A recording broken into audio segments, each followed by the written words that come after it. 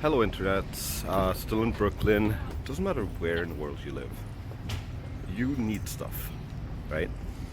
Some of it is manufactured goods, plastics, some of it's foodstuffs, some of it's, you know, electronics and all sorts of other things. And a lot of it's manufactured in Asia, a lot of it is shipped to the Western world in particular through the Suez Canal, right? Suez Canal takes about 50 to 70 ships per day, and so those are not small ships. Those are enormous ships that are, some of them are taking 14,000, 17,000 containers. That's a lot, right? And what we see is that if that breaks down because the ship closes off the canal, like happened a couple of years ago, or due to any kind of delays or anything like that, the availability of stuff goes down and the price of stuff goes up, right? Now, in recent days, because of their support for Hamas and essentially against Israel, a group known as the Houthis have been staging attacks on ships when they go through a strait between Djibouti and Yemen. This group is called the Houthis. They are a Zaidi sect that is backed by Iran to some extent. They are allied with Hamas, they're allied with Russia, they're allied with a lot of other groups and countries and whatnot. But generally speaking, what they are trying to do is they're trying to take over and control parts of Yemen. Now, Yemen, it should be said, is a country in a lot of trouble. They have had a civil war ongoing for a couple of decades now. It's not getting any prettier. And part of this war is ideological, part of it is political. But part of it is also due to climate change, quite frankly. If you were in Yemen about 1970 and you were to drill for water, whether that's for irrigation or consumption, you would need to go down about 2-3 meters to get water, right? Good groundwater. Now, in many places in Yemen, you'd have to go a full kilometer down, 1,000 meters to get water, and that is not good. That's not sustainable.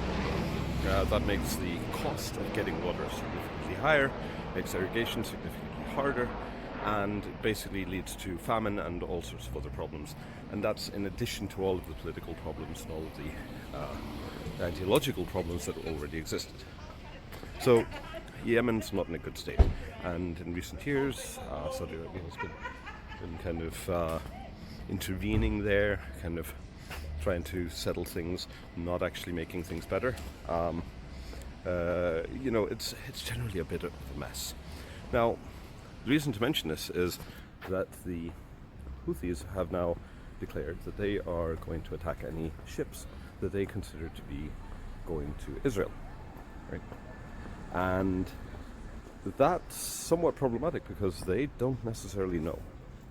So they've just started attacking random ships, and that has caused a situation where the shipping company Maersk, a Danish shipping company, they control about 14-ish% of all global shipping.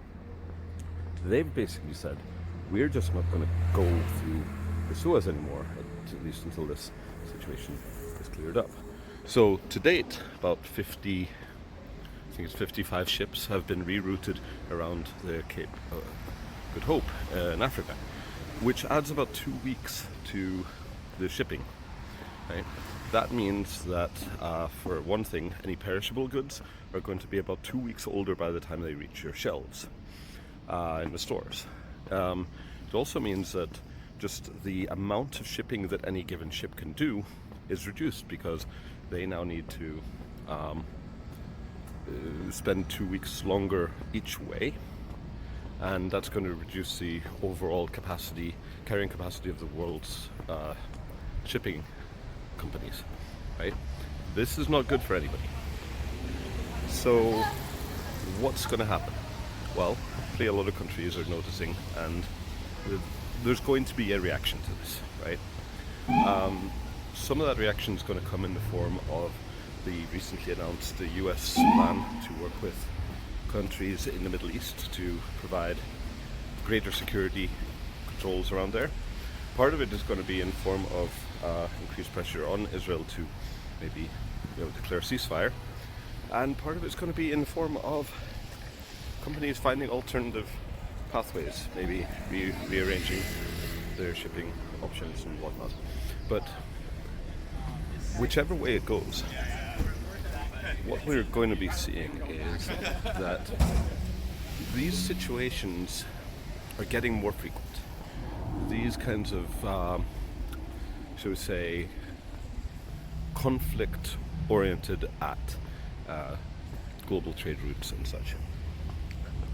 And a lot of it has become that way because we keep just not addressing the root causes. The root cause, in at least one aspect of this, is that there's been a civil war going on in Yemen for decades, and frankly, the world doesn't give a shit. That's not good. We should be giving a shit. There are people suffering in Yemen. We could be helping those people, and hey, maybe even helping people out would reduce the likelihood of conflict, attacks on ships, and the prices of goods in the stores going up. So don't think that's a quick fix. The quick fix for now is that we hopefully see some kind of ceasefire in Israel. That's a messy situation that nobody really needs. And hopefully some kind of security guarantees in the Red Sea. But in the long term, what we need is something a little bit more sustainable, something that increases the security of the people, regardless of where they're from, and hopefully an end to decades of conflict in Yemen. But yeah, it's not going to be easy. That's it for now. See ya.